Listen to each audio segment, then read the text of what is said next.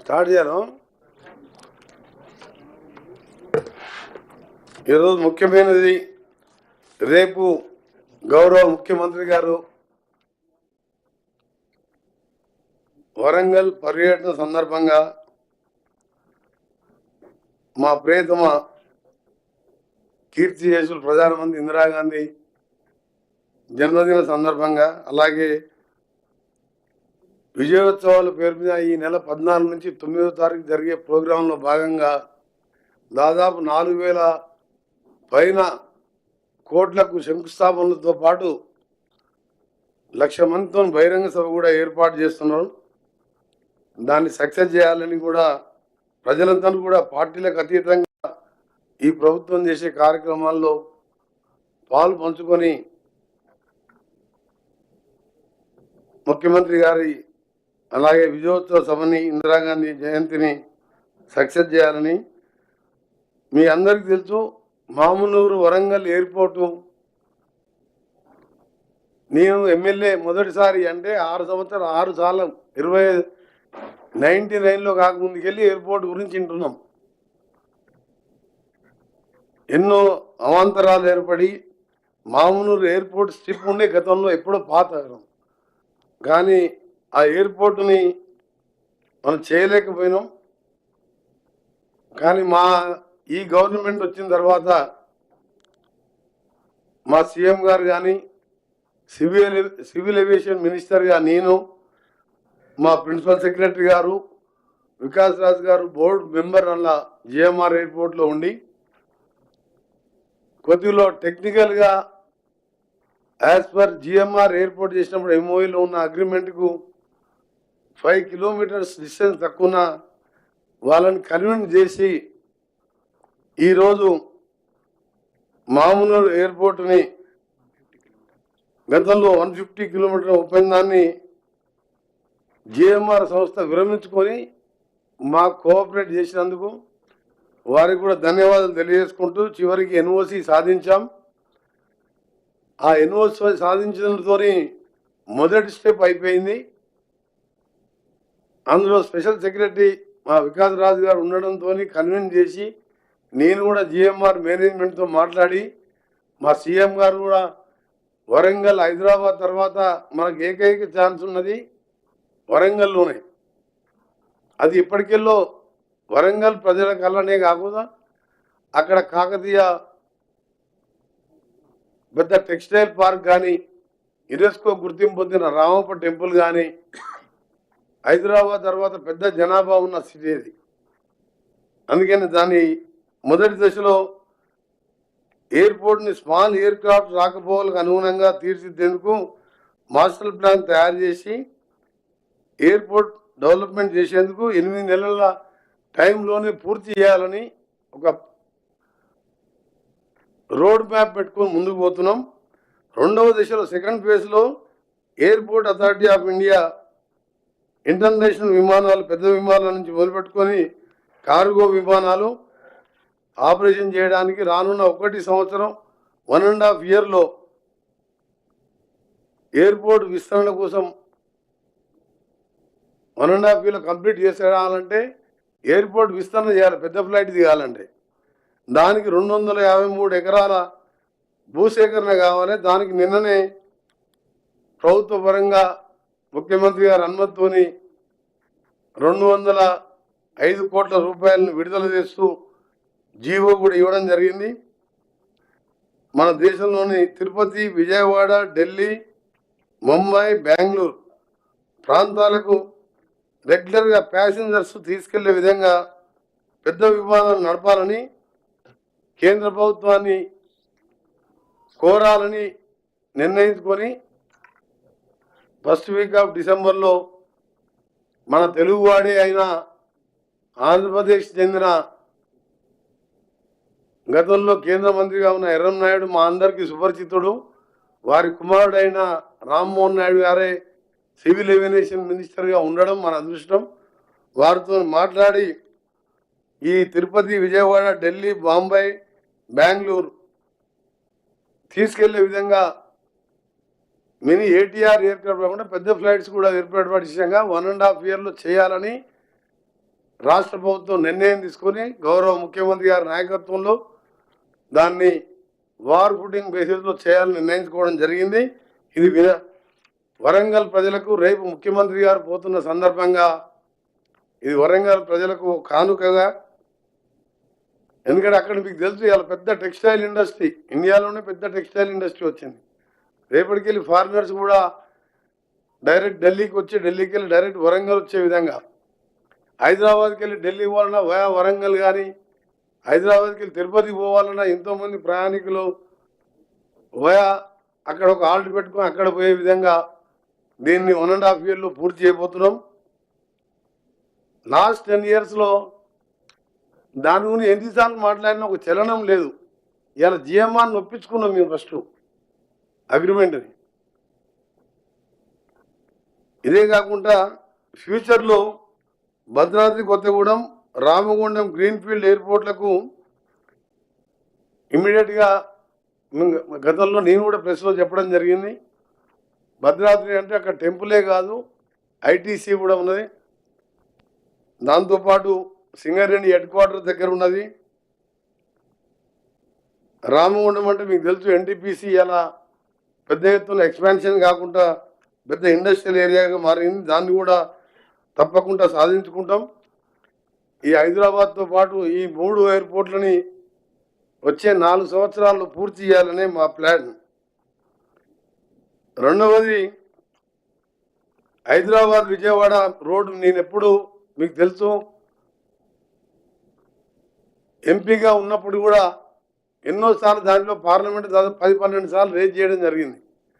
కాకపోతే అప్పుడు జిఎంఆర్ సంస్థ మాకు 2022లో వాళ్ళు స్టార్ట్ చేయాలి యాజ్ పర్ ఫస్ట్ టెండర్లో వాళ్ళు బిడ్డు దక్కించుకున్నప్పుడు. కానీ వాళ్ళు చేయకుండా వాళ్ళ 2035 వరకు టోల్ కలెక్షన్ చేసుకునే ఛాన్స్ ఉండే. వాళ్ళు ఏం చేసిందంటే మాకు 2 రాష్ట్రాలు విడిపోయినాయి కాబట్టి మాకు నష్టం వచ్చింది, మేము చేయమని చెప్తే అప్పుడు గడ్కరీ గారి దగ్గర, ప్రైమ్ మినిస్టర్ దగ్గర, పార్లమెంట్లో పలు అకేషన్స్లో, క్వశ్చన్ అవర్లో, డిబేట్లో మినిస్టర్ గారిని, ప్రైమ్ మినిస్టర్ కలిసి దాన్ని ఒప్పించడానికి ప్రయత్నం చేస్తే వారు ఒప్పుకోకపోతే నేను ఆర్ఎన్బి మినిస్టర్ అయిన తర్వాత దాన్ని వారి కంపెన్సేషన్ ఇచ్చి జిఎంఆర్ని మొత్తం క్లోజ్ చేపించి నేషనల్ హైవే ద్వారా ఇప్పుడు టోల్ కలెక్ట్ చేస్తున్నాం. దాన్ని ఇప్పుడు డిపిఆర్ ఇచ్చి 6 లేన్గా ఆల్రెడీ అప్పుడే మేము ల్యాండ్ 6 లేన్కి అక్విజిషన్ చేసి పెట్టాం. డిపిఆర్ కన్సల్టెన్సీ ఇప్పుడు నడుస్తున్నది.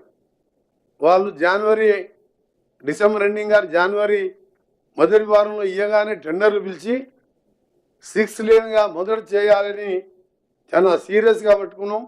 మా టార్గెట్ ఎందుకంటే మేము రోజు ఆ రోడ్లో పోతున్నాం. భువనగిరి, సూర్యాపేట, కోదాడు వరకు విపరీతమైన ట్రాఫిక్ 2 రాష్ట్రాలు అయినాక.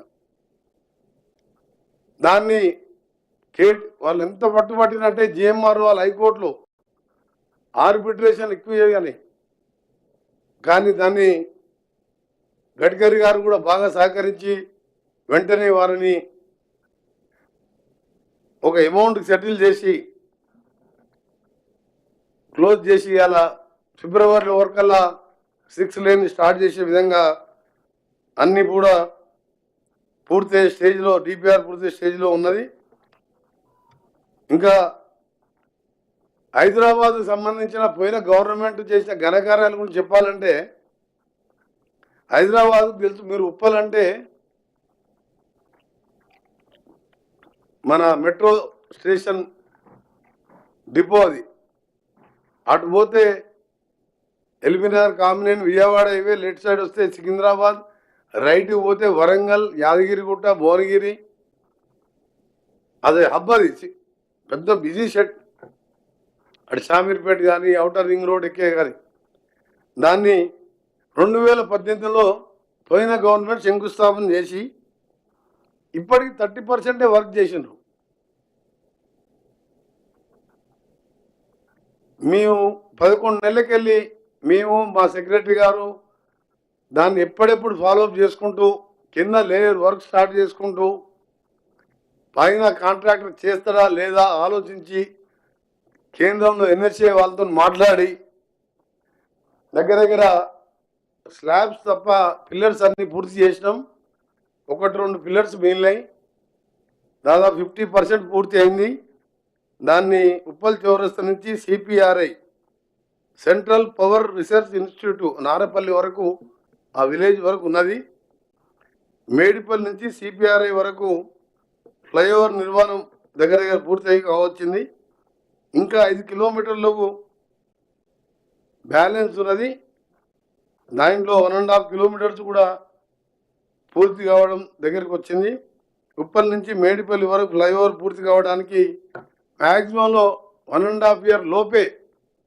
అక్కడ ప్రజలందరూ కూడా ఎప్పుడు పోయినా అడుగుతుంటారు. ఇప్పుడు కూడా నేను అక్కడి నుంచే వచ్చిన, భువనగిరి ఆలేరు పోయి అక్కడి నుంచే వచ్చినాను. ఎంత రష్ ఉంటుంది అంటే ఎందుకు చెప్తున్నా అంటే ఇదంతా ఈ మధ్య మన చేతిలో ఉన్న పని. ఇవాళ మేము మూసీ లాంటి పెద్ద కార్యక్రమాన్ని పెట్టుకొని పోతున్నాం. ఈ చేతిలో ఉన్న పనులు చేసి ప్రజలని నానా ఇబ్బంది పెట్టి వర్షం పెడితే ఈ ఫ్లైఓవర్ కింద గుంతలలో పడి ఎంతోమంది చనిపోయినారు.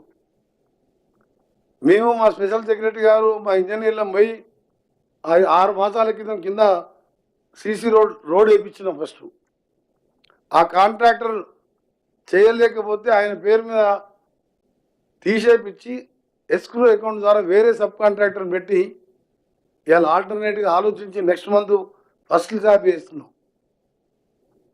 అంటే హైదరాబాద్ స్టేట్ క్యాపిటలే కాదు, విశ్వనగరం అని చెప్పుకునే మనం ఇక్కడ ఉన్న పాలించే పాలకులు కానీ మినిస్టర్స్ కానీ సీఎం కానీ ఇలాంటి కార్యక్రమాలని, ఇది వరంగల్ పోయే రోడ్డు.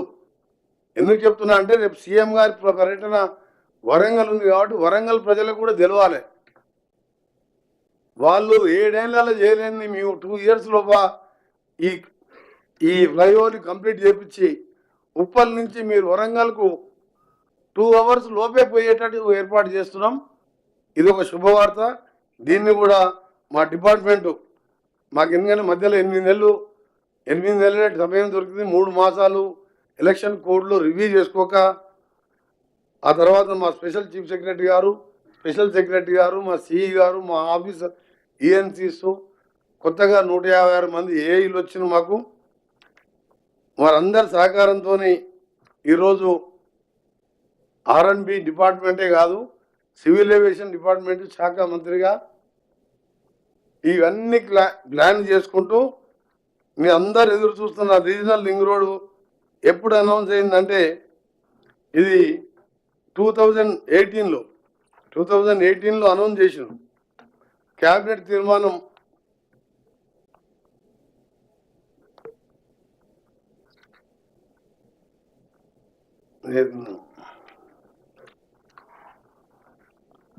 డేట్ ఇచ్చిన రీజనల్ లింక్ రోడ్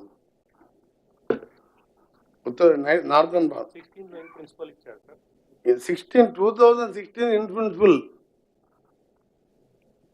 అంటే ఇప్పుడు మనం ఏ స్టేజ్లో ఉన్నా ఒకసారి మనం ఆలోచించుకోవాలి.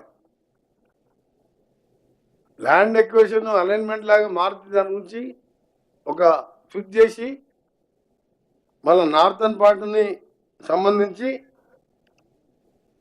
ఏ కార్యక్రమం చేయలే. వాస్తవం జనరల్ 80% పూర్తి అయితే టెండర్లు పిలవచ్చు. నేషనల్ హైవే వాళ్ళు ఏంటంటే టెండర్లు పిలవాలి, ఎందుకంటే భూసేక ల్యాండ్ ఎకరం సంబంధించి పరిహారం వాళ్ళకి ఫైనల్ చేయలే, ఎంత ఎకరం ఏం సంగతి అని. ఫైల్ వీళ్ళ దగ్గరనే పెట్టుకున్నారు. వీళ్ళు పంపించిన కానీ వాళ్ళు ఎవరు పర్సూ చేయలే. వీళ్ళు అప్పుడు చూసాను కదా మీరు, మాకు కేంద్రంతో పనే లేదు, మాకు కేంద్రం వాళ్ళు డబ్బులు ఇచ్చే అవసరం ఏంది మాకని ఇలా రకరకాల మాట్లాడి, కేంద్రం రాష్ట్రం అనేది కలిసి ఉండి కేంద్రం పైసలైనా రాష్ట్రాలకు వెళ్ళిపోయే పైసలే కేంద్రం పైసలు. 2016లో అనౌన్స్ చేస్తే రీజనల్ లింక్ రోడ్ గురించి ఏం పట్టించుకోకుండా ఈరోజు బ్రహ్మాండంగా అది వచ్చి ఇంకా హైదరాబాద్ ఇంకా ఎక్స్పాన్షన్ అయ్యి ఇండస్ట్రియల్గా రియల్ ఎస్టేట్తో పాటు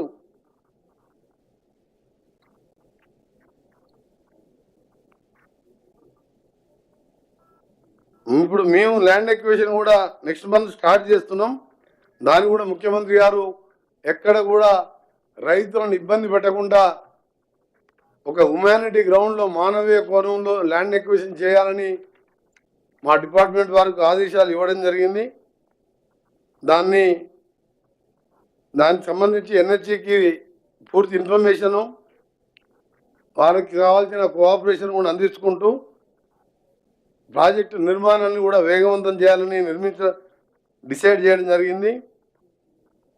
regional ring road northern part కోసము 1895 హెక్టార్ల భూమిని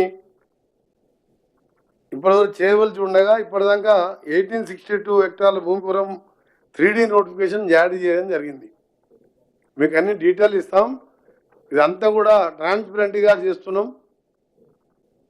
అందులో 1320 హెక్టార్లకు డ్రాఫ్ట్ అవార్డులు ప్రిపరేషన్ జరిగింది. మరియు 427 హెక్టార్ల భూమికి అవార్డు ఎంక్వైరీ జరుగుతున్నది.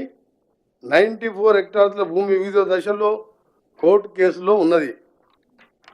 ఇవన్నీ ఎందుకు చెప్తున్నామంటే ఒక ప్లాన్ ప్రకారం హైదరాబాద్ సిటీని గతంలో ఓఆర్ఆర్ కాంగ్రెస్ పార్టీ 2004లో పేపర్కే పరిమితం అయితే దాన్ని ఏ విధంగా వార్ ఫుటింగ్లో పూర్తి చేసి అదే ఏరియాలో ఎయిర్పోర్ట్ నిర్మించి దాని పక్కనే కోకాపేట్ ఎస్సీజెడ్ కానీ పక్కకే ఫైనాన్షియల్ డిస్ట్రిక్ట్ నిర్మించి ఇలా హైదరాబాద్ని ఒక వరల్డ్ మ్యాప్లో ఉంటుందంటే అప్పటి ఓఆర్ఆర్ ఇవాళ మళ్ళీ ఈ రీజనల్ రింగ్ రోడ్డు మరొక సూపర్ గేమ్ చేంజర్గా హైదరాబాద్ని అన్ని విధాల ముందుకు తీసుకునే విధంగా ఈ కార్యక్రమాలను కూడా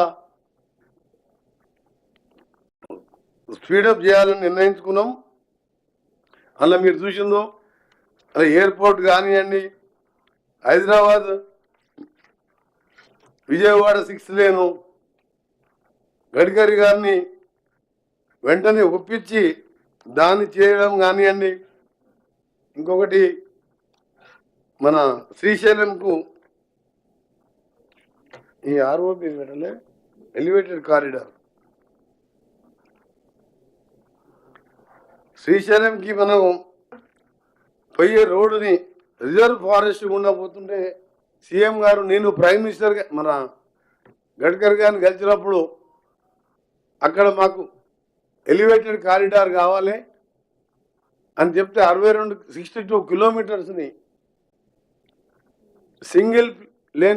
సింగిల్ పిల్లర్తో డిపిఆర్ తయారు చేయమని చెప్పి వాళ్ళు ఎన్హెచ్ఏ వారికి గడ్కరీ గారు ఇన్స్ట్రక్షన్ ఇవ్వడం జరిగింది. దాదాపు 7,000 కోట్ల ప్రాజెక్ట్ అది రిజర్వ్ ఫారెస్ట్ కాబట్టి రోడ్ వెయిటింగ్ ఛాన్స్ ఉండదు.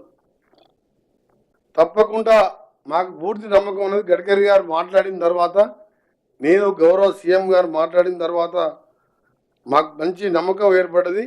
దాన్ని కూడా 1 సంవత్సరం లోపు డిపిఆర్ పూర్తి చేపించి శాంక్షన్ చేపిస్తే ఇటు రాయలసీమ ఆంధ్ర పోయే వాళ్ళకు కూడా షార్ట్ కట్ అవడే కాకుండా గతంలో ఛత్రపతి శివాజీ మహారాజ్ శ్రీశైలం రావాలంటే గుర్రం మీద ఆ రేడియాలు పోతున్నాయి. దానికి చరిత్ర ఉన్నది ఆ రోడ్డు. అందుకనే దాన్ని మేము కూడా ఏం చేసినామంటే మాకు ఒక షార్ట్ కట్టే కాకుండా శ్రీశైలం వెళ్ళే భక్తులకు కూడా ఈ రోజుల్లో చూస్తున్న తిరుపతి తర్వాత శ్రీశైలం ఎక్కువ పెరిగింది రష్. అందుకని దాన్ని కూడా ప్రయత్నం చేసి మిగిలిన ఫ్లైఓవర్స్, మిగిలిన నేషనల్ హైవే రోడ్స్ని అన్నీ కూడా phase wise land acquisition speed up చేసి ముందుకు పోతున్నాం. ఇందులో ముఖ్యమైనది మామూలు ఎయిర్పోర్ట్ రేపు ముఖ్యమంత్రి గారి పర్యటన ఉన్నది. దాంతోపాటు దాన్ని ఇలా గతంలో ఫస్ట్ ఏంటంటే చిన్న ఏటీఆర్ ఫ్లైట్లు దిగే విధంగా అనుకున్నాం. కానీ లాస్ట్ వీక్ ముఖ్యమంత్రి గారితో మాట్లాడి మా డిపార్ట్మెంట్ అంతా చర్చించి పెద్ద ఫ్లైట్లు కూడా దిగే విధంగా ఏర్పాటు చేయడం జరిగింది. దానికి సంబంధించి నిన్న 253 కిలోమీటర్లకు 205 కోట్లు రిలీజ్ చేయడం జరిగింది. వచ్చే నెల ల్యాండ్ ఎక్విజిషన్ కూడా స్టార్ట్ చేస్తాం. దాని ఎయిర్పోర్ట్ని 1 ఇయర్ లోపే చిన్న విమానాలు దిగే విధంగా 1.5 ఇయర్ లోపే రెగ్యులర్ ఎయిర్పోర్ట్గా కేంద్ర ప్రభుత్వం సహకారం, కేంద్ర పౌర విమానయాన శాఖ మంత్రి గారి సహకారంతో పూర్తి చేస్తామని మీ అందరికీ తెలియజేసుకుంటూ, మీరు దీనికి సంబంధించినవి ఉంటే అడగండి.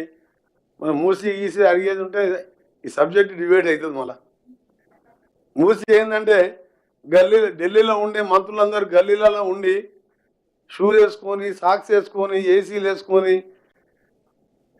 దోమలు రాకుండా మస్కిటో ఆయిల్ పెట్టుకొని, వాళ్ళ గురించి మీరు టైం వేస్ట్, మీరు అడగడం వేస్ట్, నేను చెప్పడం వేస్ట్.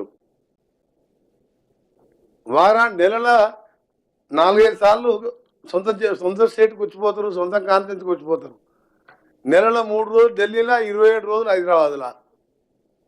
అంటే దేశానికి మినిస్టర్లా, మూసిని అడ్డుకుంటానికి మినిస్టర్లా వీళ్ళు.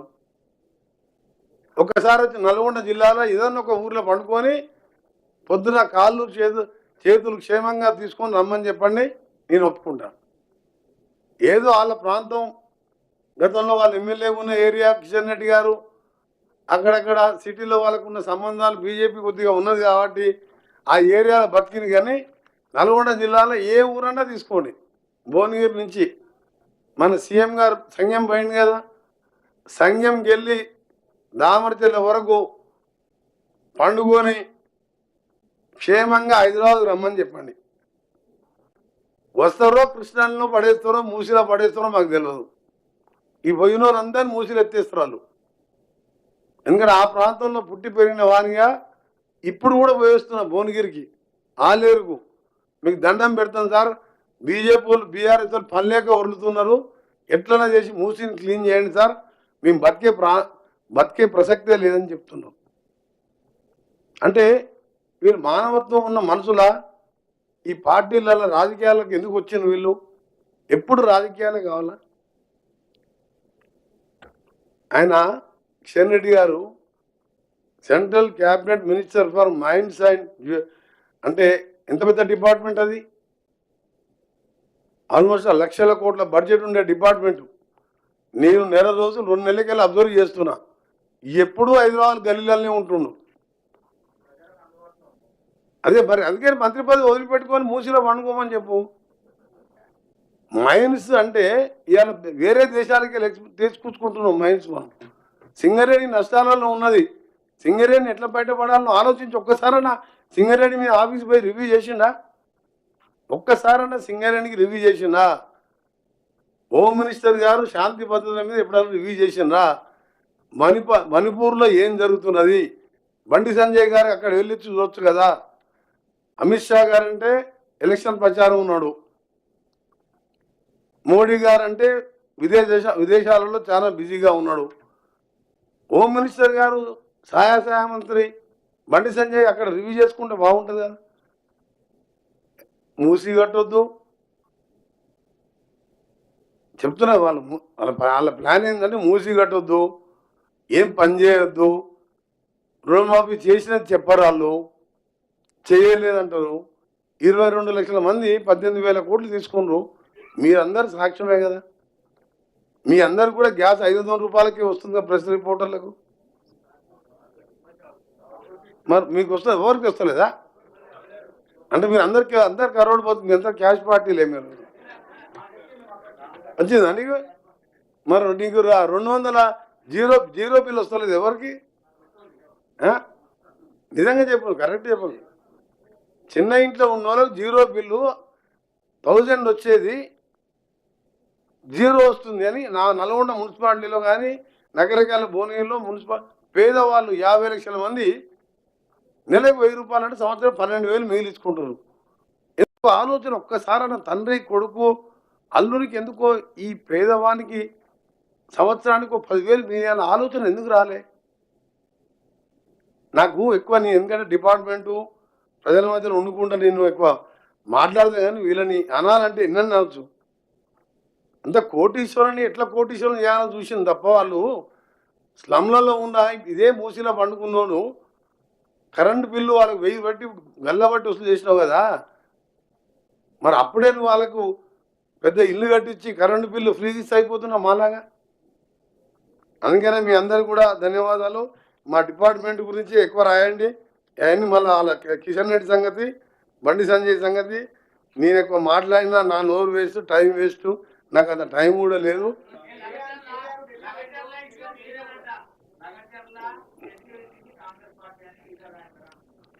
లగచర్ల గురించి మాట్లాడినప్పుడు కేటీఆర్ వాళ్ళ నాయన బషీర్బాగ్లో కాల్పులు జరిపినప్పుడు డిప్యూటీ స్పీకర్గా ఉండి రైతులను కరెంటు బిల్లు తగ్గేయమంటే కాల్చి చంపిన ఆయనలో చంద్రబాబు నాయుడు తర్వాత పెద్ద పాత్ర కేసీఆర్ గారిది. లగచర్ల చేసిన సురేష్ అని ఆయన రేపు కేసు మైనర్ అమ్మాయిని రేపు చేసి మర్డర్ కేసులలో నుండి బరాబర్ ఆ సురేష్ అంటుండు నా పార్టీ వాడే, నా పార్టీ అని చెప్పిండంటే నాయన కేటీఆర్ నీకు దండం.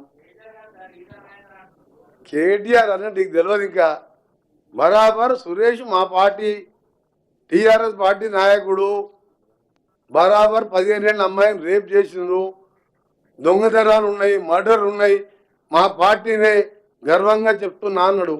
అందుకనే దండం చెప్తున్నా కేటీఆర్కు. అలాంటి రేపిస్టులను పార్టీలో పెట్టి నువ్వు అమెరికాలో చదువుకున్నావు అంటే ఎవరు నమ్మాలి? అసలు నేను ఒకటే అడుగుతున్నా, లాస్ట్ పాయింట్ కేసీఆర్ ఒకటి 70,000 ఈ 11 నెలలు ఇంకో 10,000 పుస్తకాలు చదివినొచ్చు, ఏం బయటికి వెళ్తలేడు కదా.